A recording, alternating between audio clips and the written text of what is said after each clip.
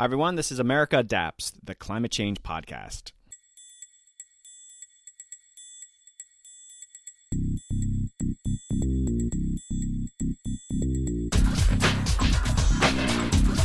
Hey Adapters, welcome back to a very exciting episode. Joining the podcast is Francisco Sanchez Jr., the Associate Administrator for the Small Business Administration's Office of Disaster Assistance. Francisco shares what is the Office of Disaster Assistance. We learn about its roles and responsibilities. We also discuss how climate change is requiring them to evolve their mission. SBA is actually a major funder of disaster preparedness, an increasingly important part of any adaptation response for communities. We also learn about Francisco's previous experiences doing similar disaster work in Houston, Texas. He has some riveting stories as the city was preparing for Hurricane Harvey to make landfall. It's a great episode, and you get to hear how a federal agency is stepping up on the issue of climate change.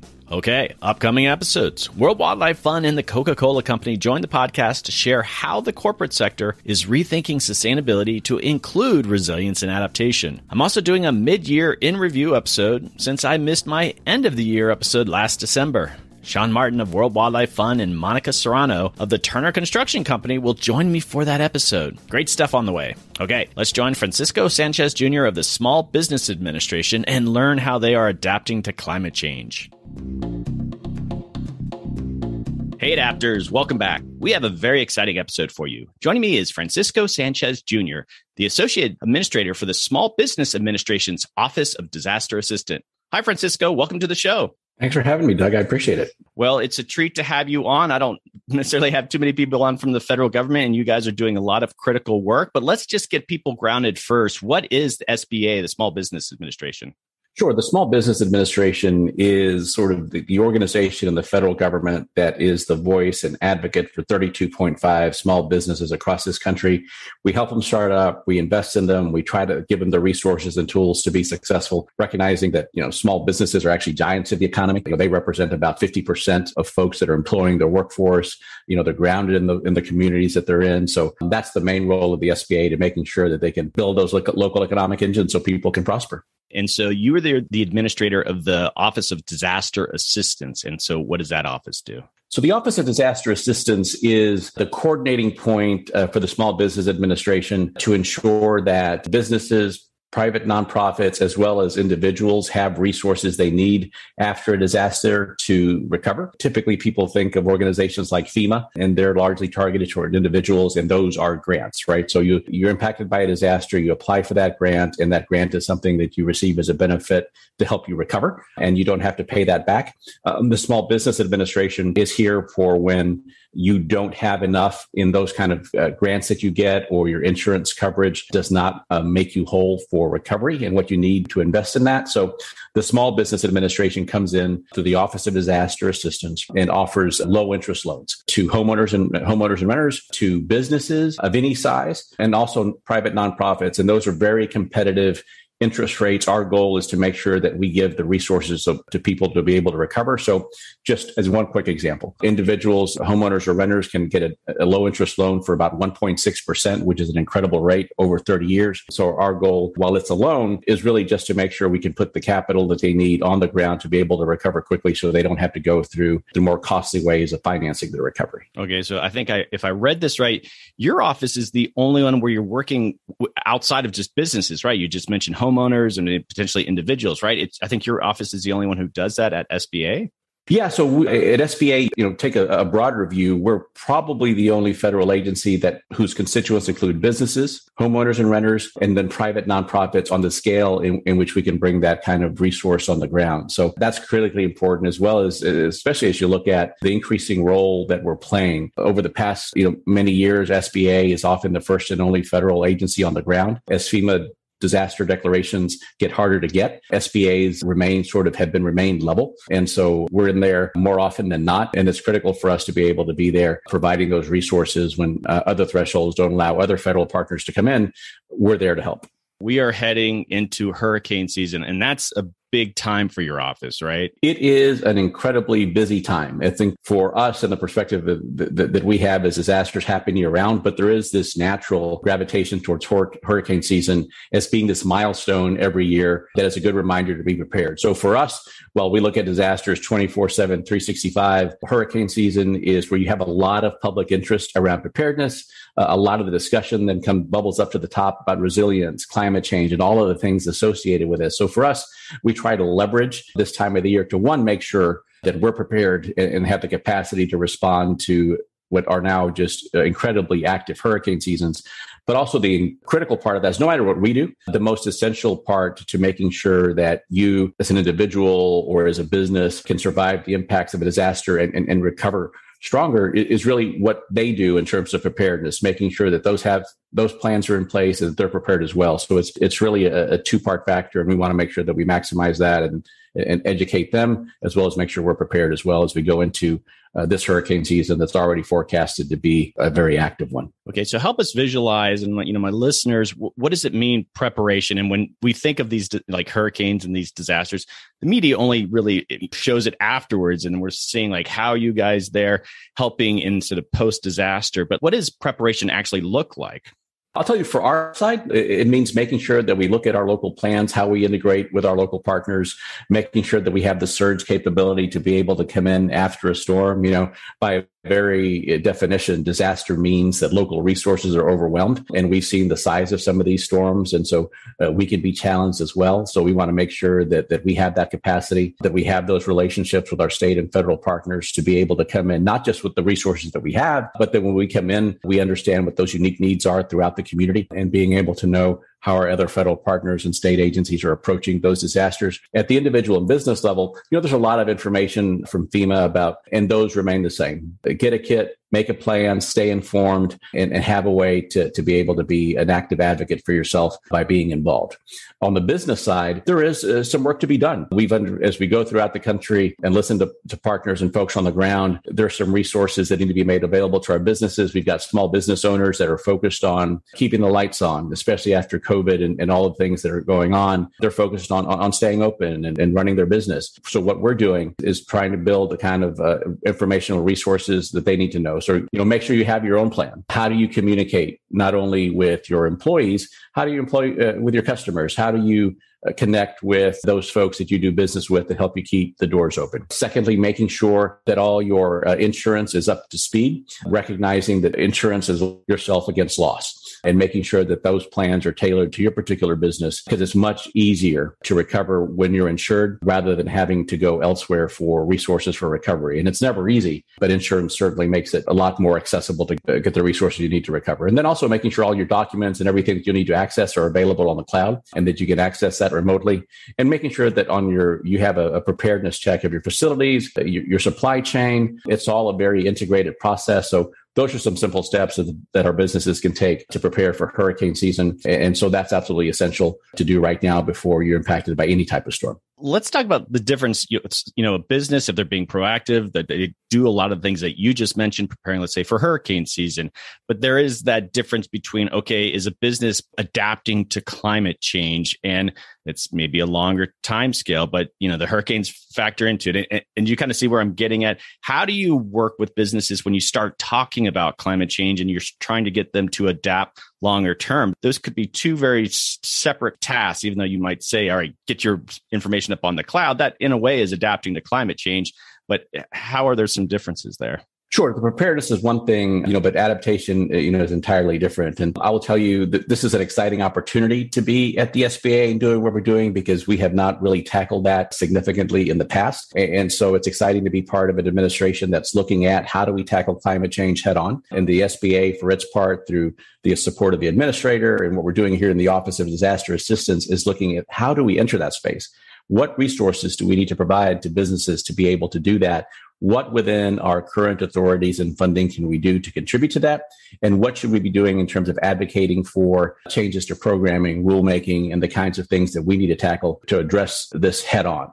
So one of the things that people can take advantage of right now, whether you're a business or a homeowner, is the mitigation program. And so one of those is if you're impacted by a disaster, if you have an SBA loan to help recover, you can then add on top of that a mitigation loan that will help you mitigate against future impacts from that disaster. There's some work to be done there. Right now, you have to be impacted. You have to have an SBA loan to recover, and you can mitigate against the disaster type that you just got impacted by.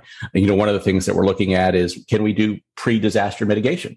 Can you adapt and can you mitigate against other risks that you might have in your community? So if you're susceptible to hurricanes, floods, ice storms, wildfires, if you got impacted by a wildfire, can we make some changes to the program so you can mitigate against any other type of disaster that you're impacted by as well? And in terms of adaptation, there's a lot of resources that are available to us that deal with that, day in and day out. But the average small business owner is really, right now, especially after COVID, trying to focus on how they keep the doors open, how they keep the lights on, and how they continue to succeed in business. And even for those folks that want to do something, it's not always top of mind. So one of the ways that we're approaching it is in the future, we'll be going into those communities, talking about climate change and resilience, providing educational resources so people can know what that looks like for them. And adaptation might be different in the Gulf Coast than it might be in the Northwest. So I think part of the thing that we're going to be looking at is, how do we put those resources and education at the fingertips of businesses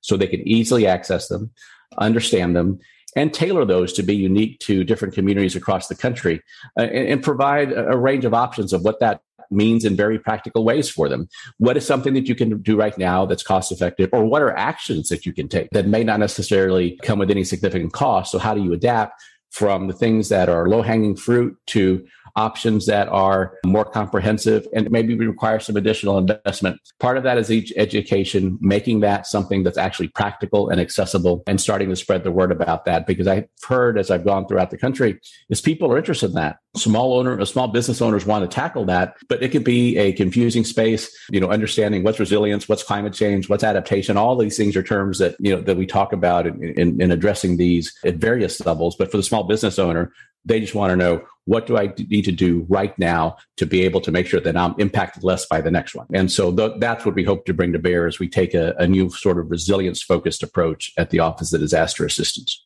Okay, I got some questions there. And so you have your core duties and you're working with homeowners or businesses and such, but I'm just very curious. And I think other agencies are struggling with this, and organizations, especially at the local level.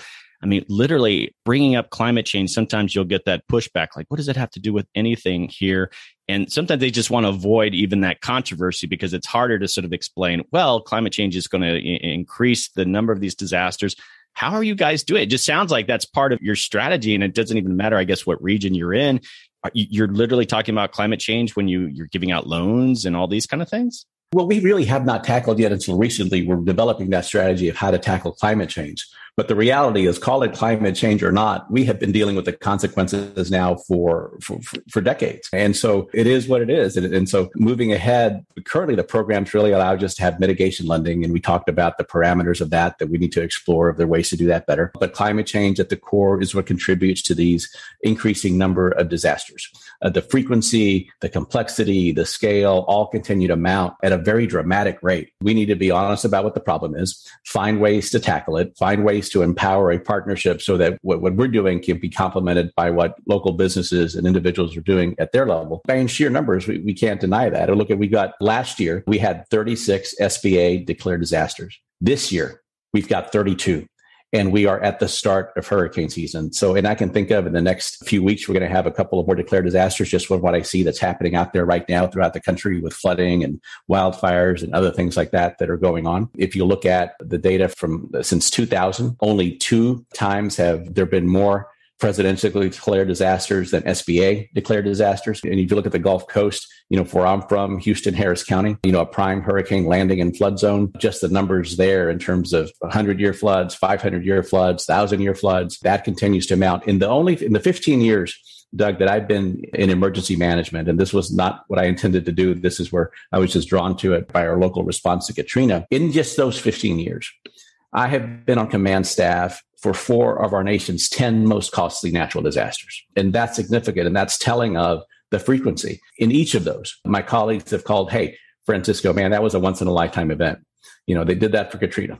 They did that for Rita. Hey, Francisco, that was a once in a lifetime event.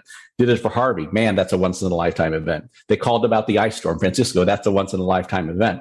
When you get that call, just that many calls and just in the span of the past 6 years, it has to be attributable to something. And so that's why we're going to look at, as we build a new resilience-focused ODA, how we tackle the core problem, which is the climate change, and what resources and creativity we can bring to bear from ourselves, but also how we encourage that in the individual and business space for them to take on that as well, because that's the way to success. It's not just a government problem. It's just not a business problem. It's something that we have to tackle as a whole of government and as a whole of community. I want to ask you some questions of your Houston time, because I think that some of the work you there is fascinating, the Harvey example. But I do want to say, and this is me and my own sort of advocacy, is that I hope as you kind of really figure out your resilience and adaptation strategy, I think a lot of federal agencies, they just don't want to pick a fight. There are people in the field, they're like, well, we shouldn't really talk about climate change. And I just think it's this huge opportunity to create awareness around the issue. Don't be shy about it. And I really do hope any opportunities, be it your, the literature that you're handing out or whatever, that climate change is not shied away from, even though your local people are saying, it's just giving us heartburn here, because, if you guys don't do it, no one else is going to do it. And we're and we'll be tackling it. We talk about climate change, and the reality is, people have concerns with that word and with the term climate change. The reality is that's the terminology for it. But whatever you call it, the impacts and consequences are real, and they're here, and they're escalating. And that's the core root of the problem in terms of being able to catch up to where we need to be to tackle it is some significant work. It's a heavy lift. And certainly there's some complexity around using that term. But I think that, if we can all just in sheer numbers recognize what's happening, need to tackle that as the core issue and be candid and open and talking about it to solve it. Something I'm sure you love doing is thinking about the budget, working on your budget, and then having Congress passing budget. I dealt with that when I was at the National Park Service, and it's just this big headache. And I imagine an office like yours, you have a set budget.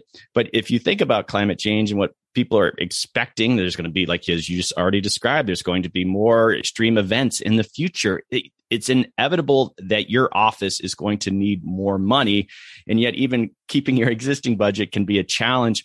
How do you guys sort of scenario that out? It's just like 20 years from now, we're going to need a heck of a lot more money in this office. Is there just pathways that you're be able to advocate and get the legislators to understand that? Yeah, so a large part of the budget is driven by at the federal government. What is your authority? What's your specific mission? And that's sort of a lot more nuanced and a lot more, there's some very clear lanes there. And our mission is strictly right now, or generally tied, there is some flexibility, but generally tied to, is it directly or indirectly tied to the lending process? But there's some things, part of that gives us some flexibility. And also, we need to protect that investment. If we are investing in rebuilding communities through the lending process, what can we do to add value to that, to protect that investment by making sure that we're focused not just on process itself, but the outcomes? Just to give you a sense of what it looks like to be at the Office of Disaster Assistance. And you said the next 20 years. So let me lay the groundwork for the last 20, or at least for the last decade. Since 2012, the SBA has approved about 364,000 loans and distributed to that about $18.7 billion. And that does not include COVID programs. And if you're looking at, and if you look at the data, it's just every year, it gets increasingly higher, and it is something that is on pace and steadily increasing. So just for a little perspective, if that's just since 2012, you can imagine what the next 10 to 20 years are going to look like. So our budget is in many ways defined by sort of the capacity we have, the staffing, sort of the day-to-day operations, and we have some flexibility there to be able to bring our lending programs to the ground, deploy our teams, and take an aggressive approach to being there. But as the disasters get more significant and more costly, the supplemental process through congressional allocations, those come through for us to be able to take on a more robust approach to specific disasters as part of that disaster lending process. But currently that's the way we're set up. And so we do have that, a steady stream of funding, but then those supplementals that help us disaster by disaster. So that's how we're currently set up. But also to make sure that we protect those investments in that lending process is,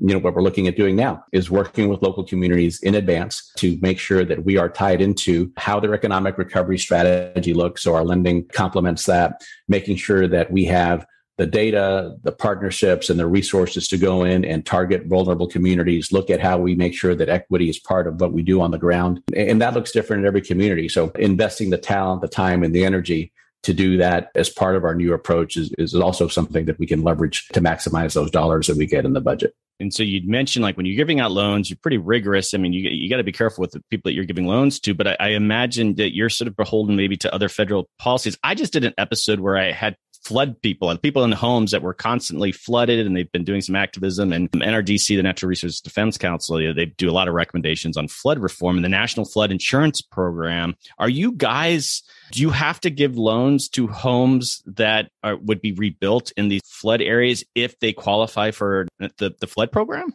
So great question, because that's something we're exploring now. As I told you, this is and one of the reasons that I'm glad to have joined the SBA right now is a part of this administration and what they're doing sort of out of the White House and to the administrators. Incredible amount of support is, what do we do differently? How can we make sure that our investments are going further? What is the local responsibility from local state governments to homeowners? And you talk about, the rebuilding process. We're a little different because this is still a complex financial transaction. This is a lending process. There are some caveats that you can put on federal money that goes out the door for a grant.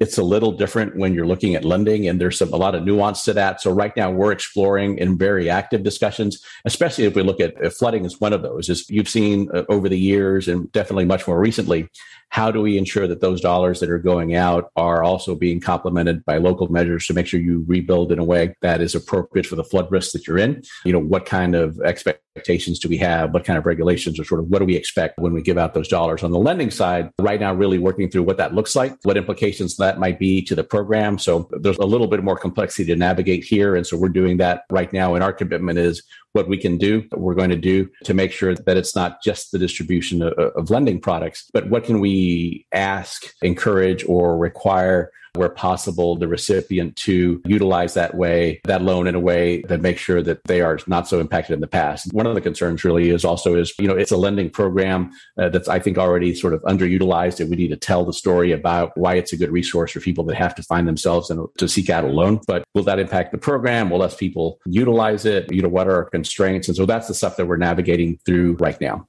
It's a growing awareness around the term managed retreat. And so if, let's say, a homeowner is flooded out, could they get an SBA loan to actually move to a different location and rebuild there, or like get an empty lot? But just they're trying to be responsible. They want to go move out of that flood zone. Would they be eligible for such a thing?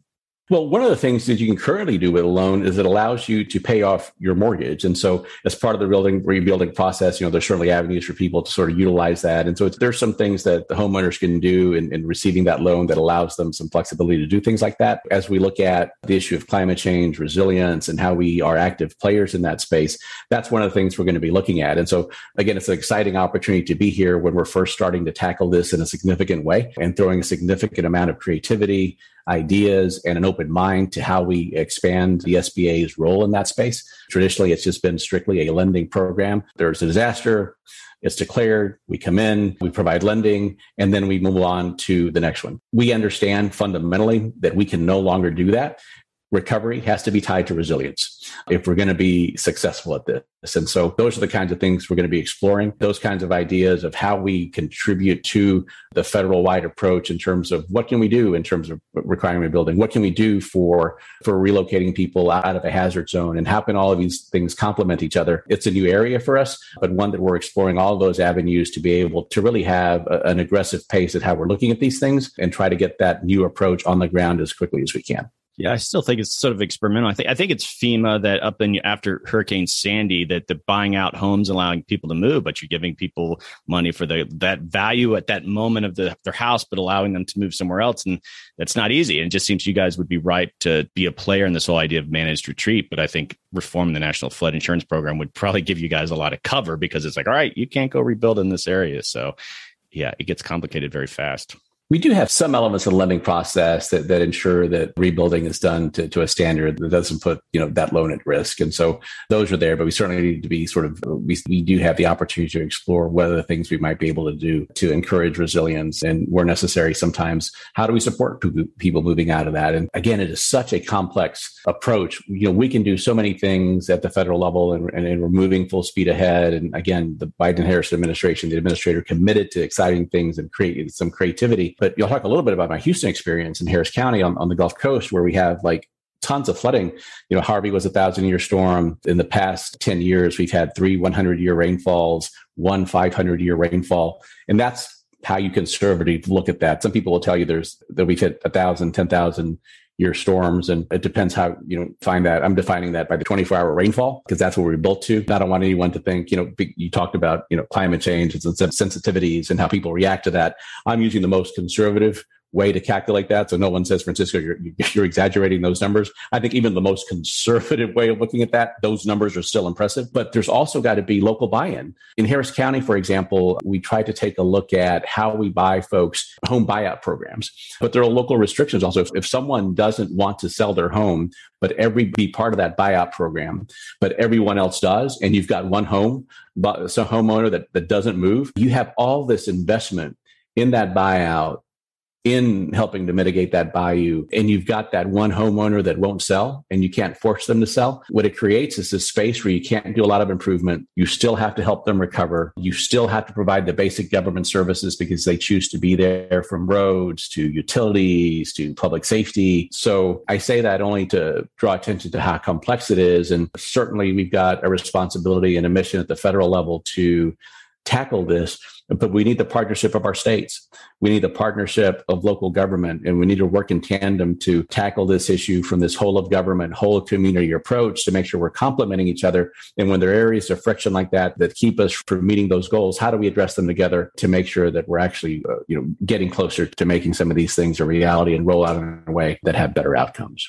Yeah, I think climate change is going to drive a lot of very uncomfortable, eminent domain conversations that people don't really want to have right now. But I think that's where we're headed, especially with sea level rise. Well, listen, you pivoted to Houston, and I want to chat. I have a few questions there. And, just first off, you were there. I lived in Houston for a summer. My dad lived in Houston a while back, so I know the area. Great Persian restaurants there, by the way. And lots, yeah. Yeah, it's wonderful for that. Just tell me just your own firsthand experience, though. Were you there as Harvey was happening? I was. And for me, I was there for Harvey. We saw the forecast, and I can't remember the specific dates, but about 8 days before landfall, we looked at that forecast, and it was a Sunday. And I called my team and I said, we're going to meet in the office, and we're meeting this evening, and we're going to take a look at this. And that forecast was just so dramatic. And it was about a week out. And so we were working nonstop throughout that week. And then the following Friday, it was supposed to make landfall. We didn't get the impacts. And on Saturday, we finally got the impacts around midnight. But for us, while that was a historic storm to respond to, it's just defined by so many moments. One, we had dealt with dozens and dozens of floods. I talked about the major incidents that I've had the opportunity to be on command staff for, but between those, just dozens of floods, dozens of storms. And as much as we had faced that, I had never pictured myself having to make a decision on what message do we get out because people are getting into their attics. We had never had that in Harris County. And so to be there in the middle of the night, working with our chief meteorologist, working with our comms team and saying, no, we need to send out an alert and we need to do it in 30 minutes. And what is that language? And we need to phone a friend who's had to do this across the country. That was a defining moment. And then in terms of the forecast, one of the things that I'd seen, like I said, we had the advantage of a full week of seeing this coming, and the forecast was steady. It wouldn't change. And I remember about to go on live with one of our local reporters for, I think, the 5:00 newscast. And this was probably the Thursday or Friday before landfall. So about 72 hours before it hit. And the forecast had been talking 50 inches of rain, 48 inches of rain. And right before the live shot, we both get the latest update to our phone. It says it's down, it's 37 inches. And we look at each other because we got to remember, we've been talking about these 50 inches of rainfall the entire week. And we look at each other, oh my God, thank goodness, it's only 37 inches of rain. We look at each other and just start laughing. It's like, that is still a very bad day. And so what it tells me, Doug, and I've seen this through the ice storm and I've seen this through other events, is these forecasts. On many levels, people haven't seen these kinds of forecasts before. Here's me as an emergency management coordinator dealing with this data day in and day out, hour by hour, is looking at this forecast, and I can see the number 50, and I see it across my desk every couple of hours, but never had I had the opportunity in real life to fathom what 50 inches of rainfall looks like. And you see the situations not just through Harvey and the historic ice storm in Texas and other events across the country. People are being faced by forecasts that are some things they have never seen before or imagined. And then you cannot internalize what that means. You see the numbers, but you're living in this experience of what you have experienced in the past. And so you just can't get a real world, practical, real way. What does this actually mean until that, just by your human nature, you just can't envision that. And so until it rolls out in front of you, and then it becomes real in terms of what that actually means. And I think as we move forward and deal with these increasingly frequent and catastrophic events, we're going to continue to see these forecasts that are like things we have not seen before. And we have to train ourselves that we have to believe them. We have to try to understand them, and we have to try to make sense of them before they actually come to roll out on the ground, because the science is getting good. It's getting much better. The forecasting continues to be more solid, and occasionally it'll still be wrong, part science and part art, but these forecasts are real. And they're playing out. And that's the reality. And we have to do a better job of understanding them on the emergency management side. And we have to do a better way of conveying that to people that are going to be impacted by it, to tell them what it actually means. Because sometimes, because you haven't faced it before, they're just numbers that you can't believe, but the consequences are real. So what was the final numbers there in Harvey? I forgot. It was, depending where you were, up to 50 inches of rain in some areas over a couple of days. It was enough to fill the Astrodome 25 times. It moved the tectonic plates under the earth. It was like something that I certainly hadn't experienced in my 15 years in emergency management, something I haven't seen since. But unfortunately, I think it's something we'll see in the future. Well, to your point, and I talk about this on the podcast a lot, and I make parallels to sort of terrorism in how approaching climate change. And I don't know if you remember back just post 9/11, that the book that came out is like the 1% doctrine, the idea that you're just trying to get people to think about this thing that really isn't supposed to happen, but it's sort of more of an exercise in using your imagination in something that now might be possible. And I think we don't get enough of that in the climate change space, right? There's so much kind of bureaucratic momentum. Well, we're just going to kind of do things the old way, and just need some creativity in thinking about, like you just described, you were calling around. Well, how do you talk to people this way? And just have to start getting a lot more creative as things change. Yeah, in the emergency management space, we call those black swan events, and we throw these supposedly crazy ideas at on the board. And one of the things we tell people when we're doing these exercises is, you've got folks that have been doing this for a while, and they roll their heads, and they say, this is never going to happen. And we have to tell people, don't fight the scenario.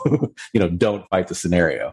And that's one of the things we have to tell ourselves as we face these events. And that's a challenge, and making sure that it really is a culture shift in looking at how we tackle those. And you talk about, and Doug, I'm not convinced that I think we still need to do some work on the science piece and understand really the significance of this. Go back to Harvey for a minute. The National Weather Service and our forecasting partners, in addition to the forecast that they put out to the public, they have these imaginary forecasts, maximums of maximums, MOMs. And this is very theoretical. If this particular storm or if this particular weather event just did something absolutely crazy, and the worst possible scenario rolled out for this storm, because all the conditions came right for this thing to happen, even though it's not going to happen, what is the worst that can happen? And they do that.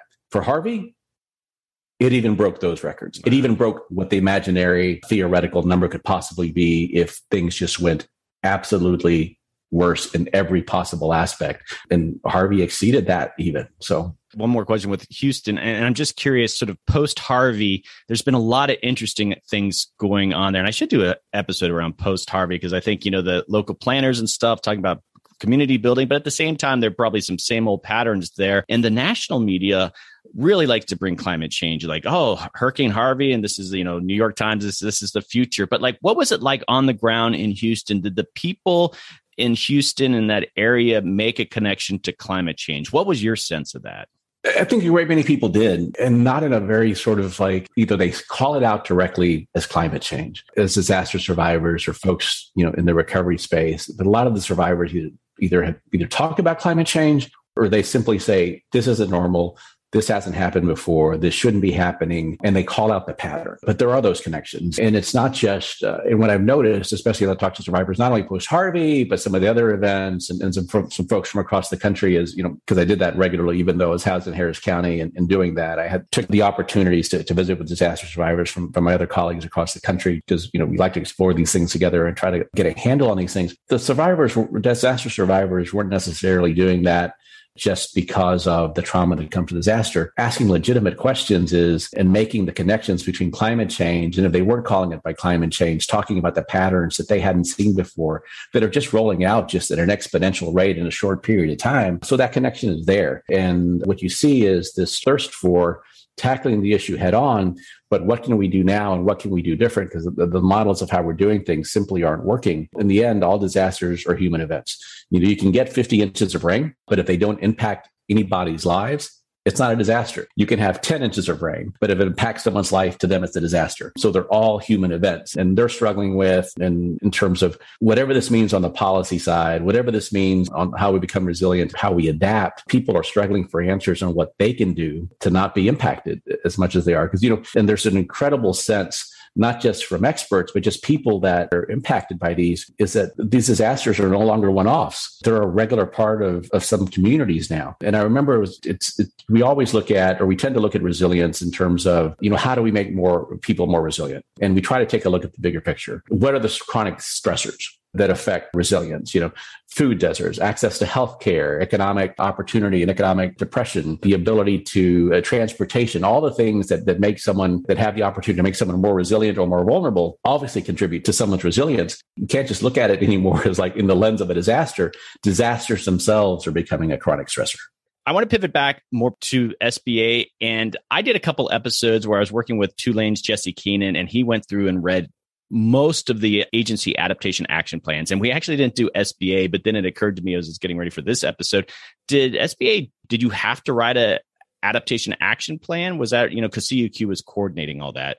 Yeah. So for us, like I said, right now, our programs don't really lend themselves much to be in that space. And that's why we're at the table participating in those discussions with FEMA, HUD, USDA, Army Corps of Engineers. And this is why simultaneously we're taking an internal look at how we can play a more meaningful role in that adaptation space. Again, grounding ourselves in the idea that recovery really can no longer be successful if we don't tie recovery to resilience. It's the development of those plans.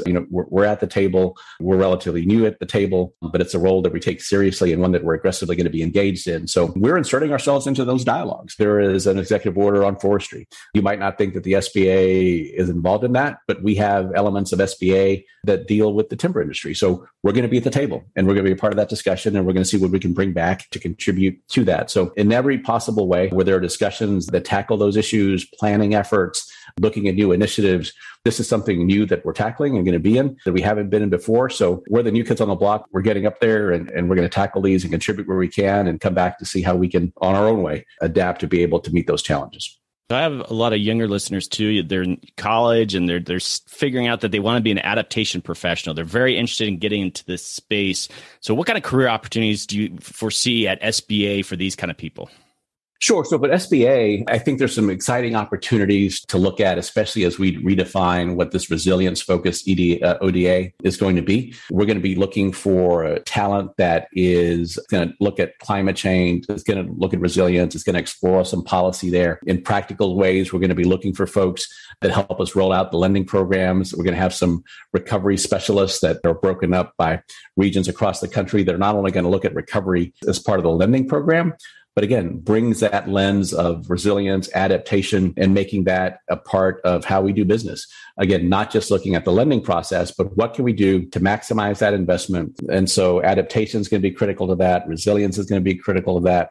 What can we do with our mitigation program to increase the utilization of it, but also how it's designed to actually have more meaningful impact? There'll be opportunities here. In my hope, there's a lot of opportunity in this space, emergency management, adaptation, all of these things. I think if people can bring a holistic view with that lens of adaptation, I think a well-rounded view, or at least understanding of how all these things might tie together. As I look to how we build that talent here, I'm looking for skilled generalists, folks that bring in different perspectives, but can also be contributing to that adaptation and resilience space. So a lot of opportunities here. I think both at the federal level, state level, and local level, you're going to start seeing that search for talent that can help them in those efforts. And so I think this is a great career opportunity. We can use that perspective. We can use, the passion, quite frankly, from our younger demographic that is, has an incredible investment in how this outcomes play out over the next couple of decades. And so it's a great space to be in.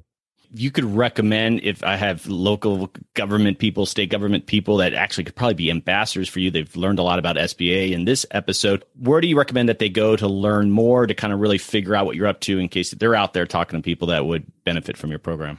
Sure. This is part of the messaging piece. I think we're also, enhancing that. So I would say go to the SBA website, sba.gov, look for the Office of Disaster Assistance, which you can easily find there. And you'll find a little bit about what we're doing, but also as part of our larger communication strategy when it comes to climate change and adaptation that's where we'll be posting a lot of what we develop in terms of resources for businesses, for other partners and stakeholders. And as we roll this out in the coming months, when we have the final plan in place, get it funded and start tackling this in a meaningful way, that's going to be the place to go to keep you up to date on where we are and what we're doing and where we're trying to go. Okay, last question. I ask all my guests this. If you could recommend one person to come on this podcast, obviously Climate Adaptation Podcast, who would it be? I would say Angela Blanchard. And Angela Blanchard is a Cajun living in Texas.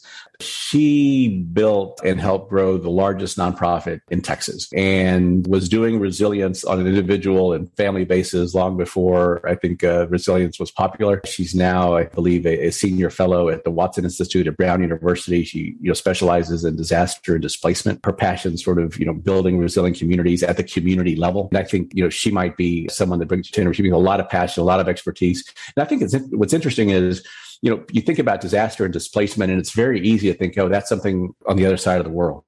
That's not here. That's something where people go apply that expertise elsewhere. But you brought up that incredible point of, moving people out of that managed retreat, those kinds of things that are affecting us here at home. What does that mean for communities? What does it actually mean for communities, for people? And she brings a very interesting perspective about how that's a very human element to that and what that actually means in people's lives. Okay, fantastic. Great recommendation. Okay, Francisco, this has been a real treat hosting your office and learning what you guys are up to. I really appreciate you coming on the podcast. Thanks for having us. I appreciate it, Doug.